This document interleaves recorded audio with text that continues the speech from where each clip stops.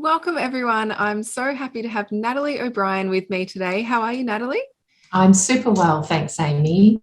Awesome to have you here, and really looking forward to just getting to dive into your story a little bit more because you are someone that just has a plethora of experience when it comes to the corporate space and leading organizations. Just to give you a little bit of an introduction, I know that you've been leading organizations for over 25 years now. You're a board advisor, a consultant, a strategic stakeholder advisor, and you've done such a lot of work in the tourism and hospitality space as well. You've worked with brands like Wine Australia, Tourism Western Australia, Gilead Property Group, just to name a few. And I know we'd be here all day if we named all of them. So it's awesome to have you here, Natalie. Thank you for coming on and sharing a little bit about your business journey and your story with me today. Wonderful. It's great to be here, and what a great opportunity. Yeah, it's awesome.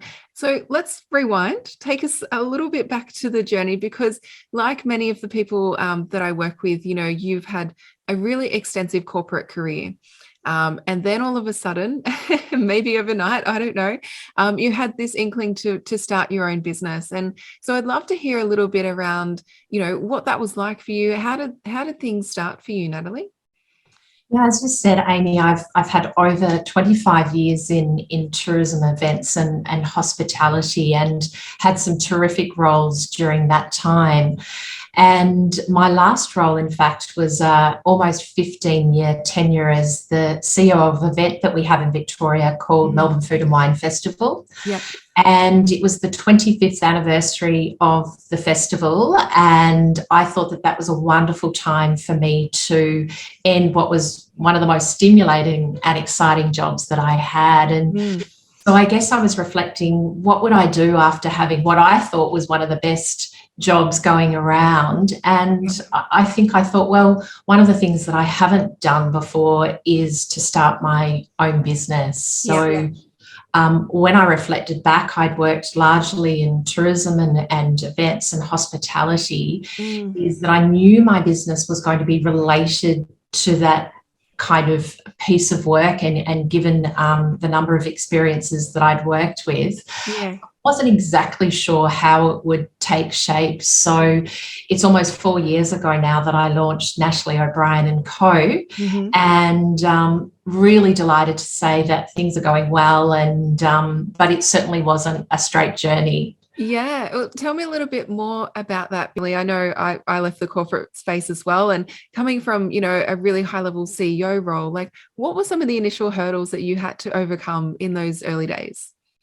Yeah, I think, Amy, you really do appreciate all of the discrete parts that are part of a business and operating a business. And coming from a role where you're really focused on board and broader issues and looking forward, is the gaps for me were some of the smaller admin things. And, I recall making, an incorrect flight date when thought I was going to Sydney and wasn't on that flight, and backtracking, knowing it was probably me. Other experiences in terms of setting up a business, but also putting budget templates together and using Excel. And, I talk about a time where I had to SOS my sister. I had somehow translated the data into Cyrillic or some other language. In summary, it's quite often, areas that you possibly haven't covered that you really need to seek help to make sure that you build that skill capacity, or even just understand how it works so that you can keep it going forward. Yeah, I think that's a really interesting point, because when you do, start your own business, there's all of these different areas that you realize that, you didn't even know you had to cover. And then they land on your lap because, you are in business and there's no one else that you can ring for support or help. So it can be a bit of a lonely journey at the start, right?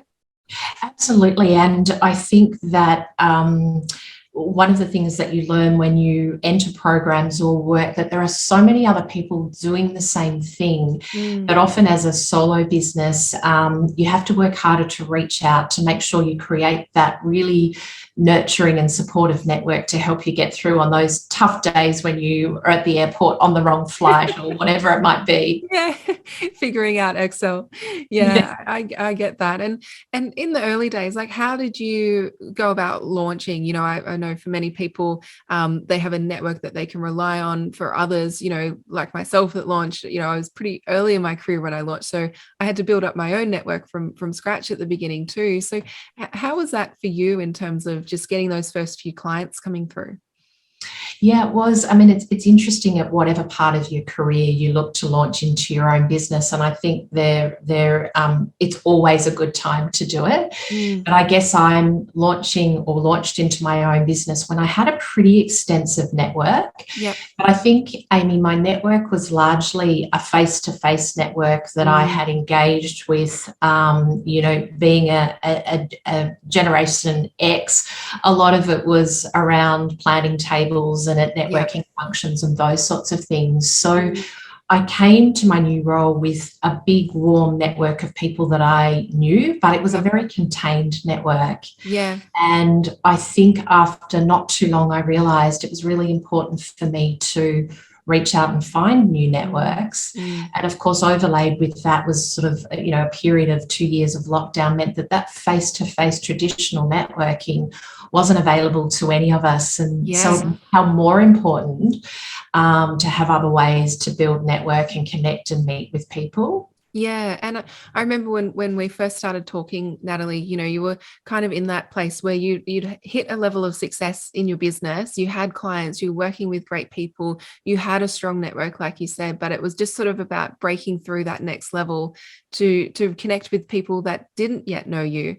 and an opportunity sort of outside your existing network.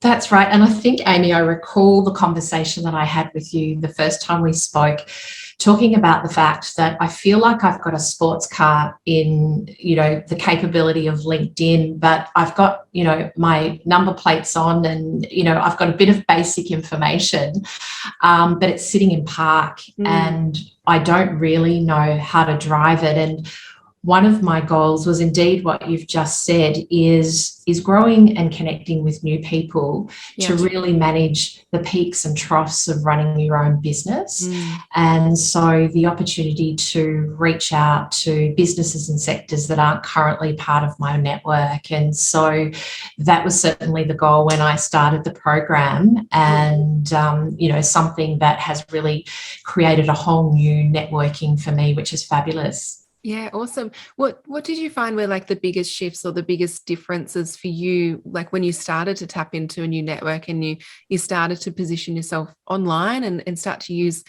platforms like LinkedIn to do that? Yeah, I think there were so many things over and above what I thought I was going to get out of becoming more proficient at LinkedIn. And so obviously the ability to enhance my listing and my searchability, and also understand how you actually reach out and search for other people to build your network Yeah. in a really natural way. I think most of us say that we don't want to be a real salesperson, but how do we genuinely reach out and build those networks? Yeah. But I think so many more things I was able to sort of take out.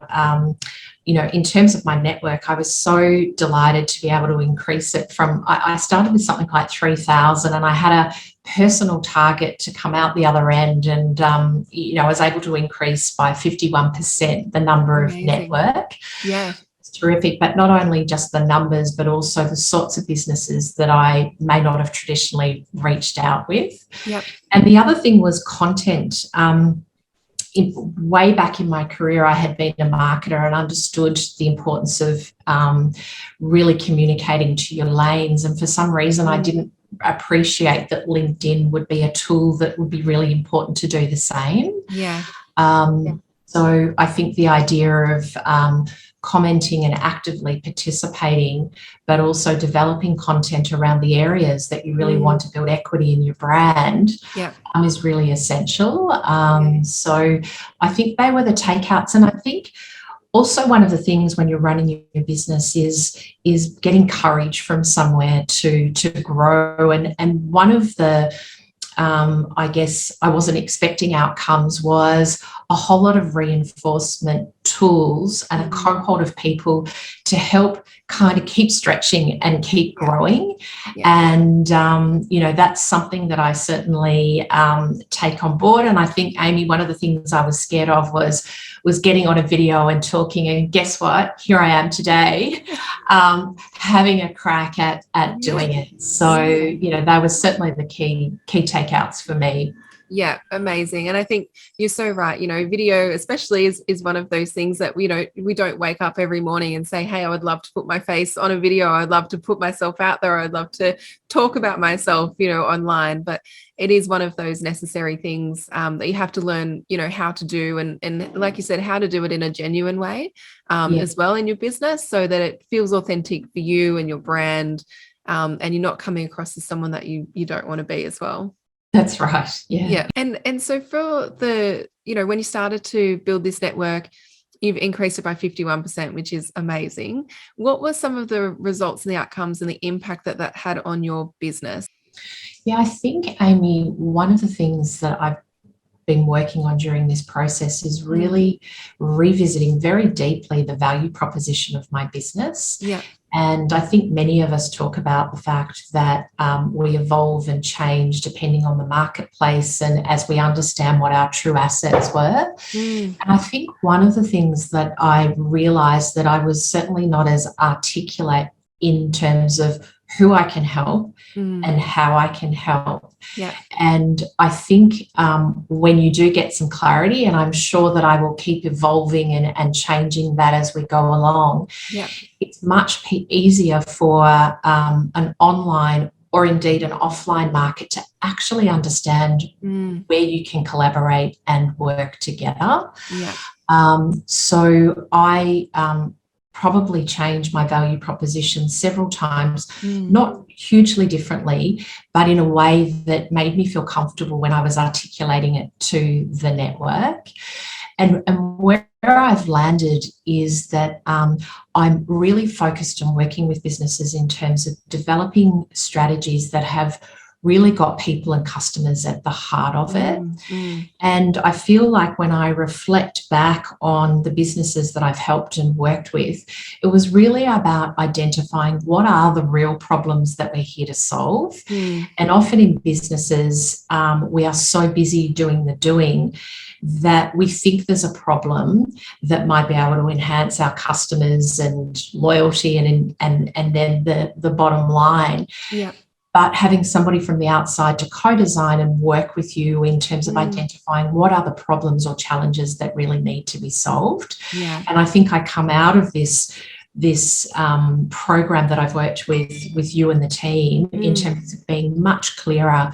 And so what that's meant for me in business is that I was hoping to have some more consistency in peaks and troughs. Yep. And I really am excited to think that the horizon for the next 18 months is a pretty full house, which what it means for me is that I'm able to activate my community and collaborators, people that I've worked with closely after the 25 years, to engage and work with them because of the amount of workload that I have going forward. Brilliant. Brilliant. So the business is starting to grow beyond you, Natalie. Yes. And so I think, Amy, the areas that, circling back to one of the earlier questions that I'm really going to need support on is the administration and looking into an assistant, and having some of that back end support and investing in those resources so that I can really play my best game where I feel like I can really genuinely help businesses move the dial. Yes. So that's what sort of the horizon looks like. How do I engage the right back end and mechanisms to be able to streamline the business going forward?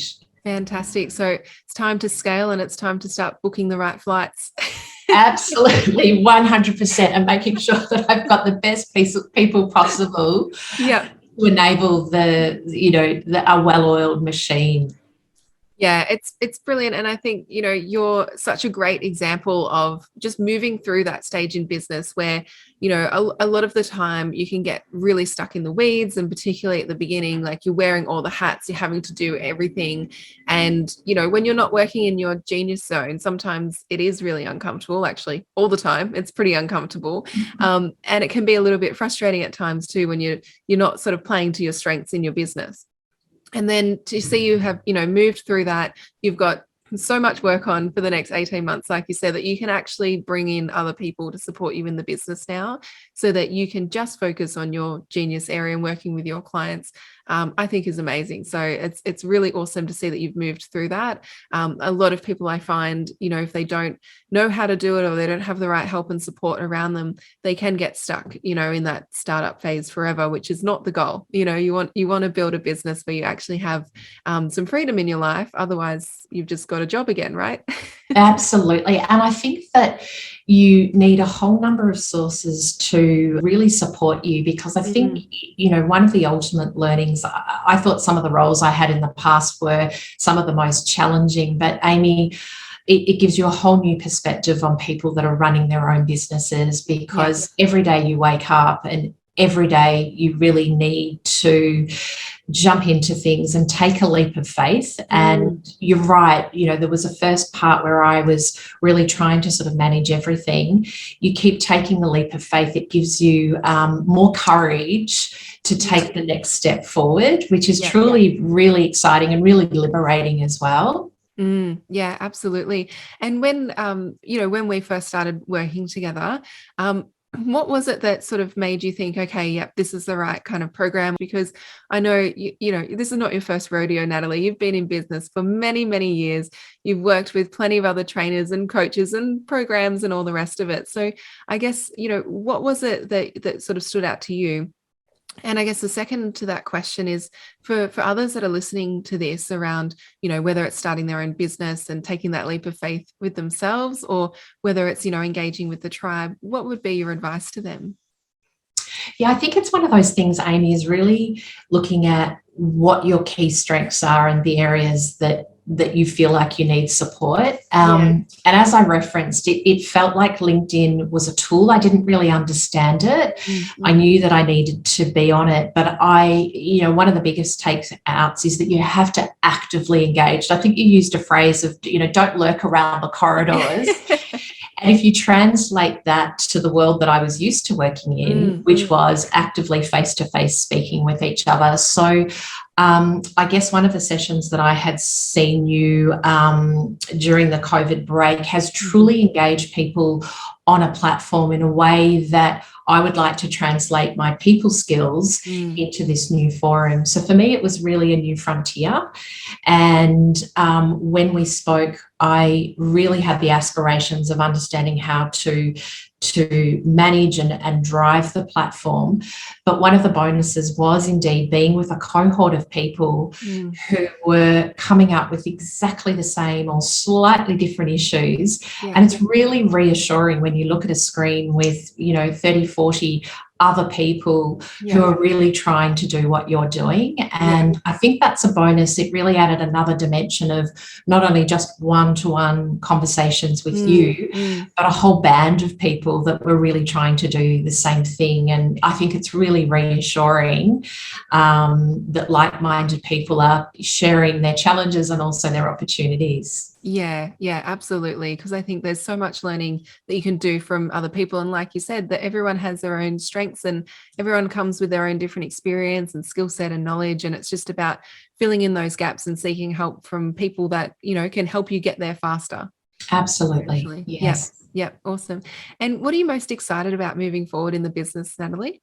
It's really exciting to come out the other side of a challenging time for all of us.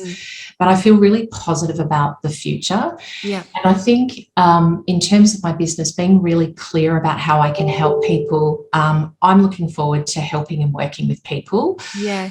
People is my why, and Yeah. I think it comes from growing. I'm 4 generations of hospitality people, Yeah. and the ability to sit side by side and co-design and work with people. And Amy, it's not only the people that are in the business, but it's obviously the customers, but all layers of the business. I think that, you know, whether you're in my sector, your reception or front of house or logistics or marketing and operations, how important every part of the organisation is to enable incredible and ultimate experiences is the space that I want to work in. Yeah. I think if I can get my back engine running really smoothly, it allows me to be solely in the space that I really like to be, is working strategically and creatively with businesses on improving their customer experience. So looking forward to the fact that we're opening up to new international markets, domestic markets, and what that means, and how we're going to be ready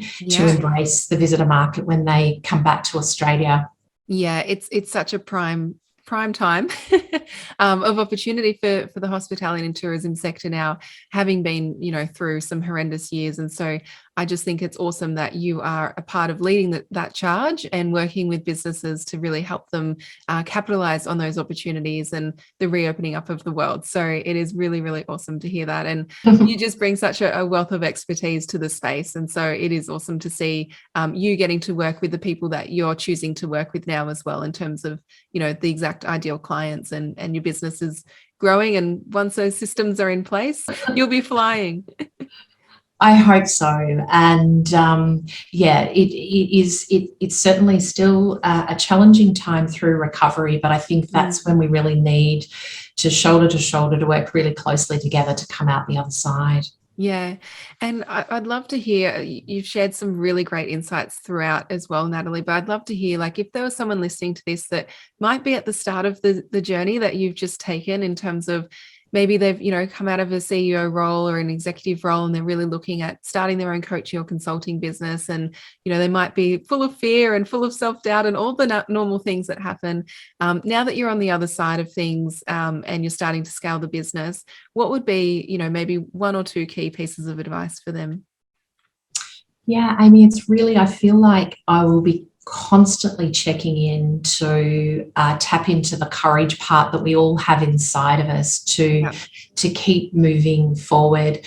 I also think it's really important to reach out where there are areas that you're not really sure on, because sometimes they can bring you down and you know, disarm you. And so reaching out, whether that's paid support or friends or family that can help give you a leg up when you go. Yeah. And I think also one of the things is surrounding yourself with people that have made it and have done some great things. And I think there is an element there sometimes is, don't wait on the sidelines for too long. Really count that. And, you know, I share that with my daughter as well when she was going into the swimming sports, is just count down and just do it. Yeah. And I think that there's nothing to lose, because people are there to catch you, but there's so much to gain if you just take the courage and lead. Absolutely. I love that, Natalie. I think that's some really, really great advice. And it's been an absolute pleasure talking with you today, Natalie. And where can people go and reach out and contact you if they are an organisation who are looking for a bit more strategic direction and customer experience support? Well, Amy, I guess we have to say the best spot is Natalie Obrien on LinkedIn. And, you know, I'm happy for businesses to reach out, and first instance we can have a chat and see whether there's a really good match. And I also have a website, Natalie Obrien & Co. So look forward to reaching out and connecting with many people going forward.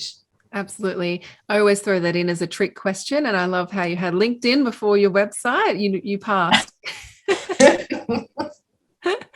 Fantastic. Definitely. Thank you so much, Natalie. It's been awesome to hear your insights and your business journey today. Wonderful. Thanks for the opportunity, and have a great day.